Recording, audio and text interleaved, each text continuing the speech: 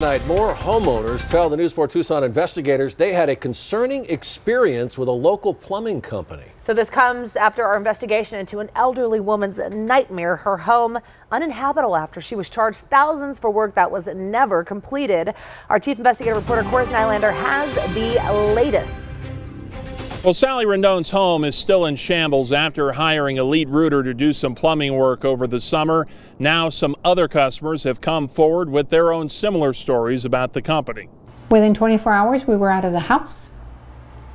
We were $18,000 in debt. Rita and Eddie Paredes are trying to piece their home back together after hiring Elite Rooter to do plumbing work in August. Rita says one issue led to another issue, and their home was being torn apart before they could even process the scope of work ahead. Half of what they said they did, they didn't do. Elite Rooter got paid right away. The Paredes in debt for $18,000 lent from a bank the company told them to go through. Then a restoration team was brought in, billing them around another $25,000. They say work moved at a snail's pace, so they had enough and fired them. Because both bathrooms were torn apart, they were unable to live at the home for 3 months until Eddie decided to make some repairs himself. At the end of the tunnel, they actually don't do their job. I wish they weren't in business. Frank Salinas says he feels like he dodged a bullet after watching our News 4 Tucson investigation into Elite Rooter earlier this month. I was able to put two and two together, you know, and stop them at the door. Frank says he was just days away from having Elite Rooter start work at his home. He feels like he was being manipulated, just like the Paredes family. One plumbing problem became a much bigger problem.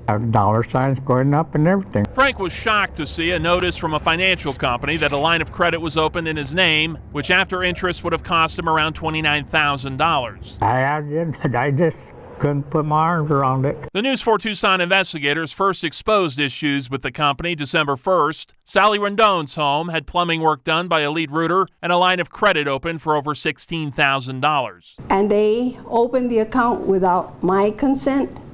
They took the money without my consent. The Arizona Register of Contractors investigated and found the work done didn't meet standards, and Elite Rooter didn't have proper permits for the work. It's not even following what the manufacturer's specifications would be for installation. Sally says her signature on the contract was forged. Frank also was given a signed document from Elite Rooter. He says he never signed. That's not your signature? No.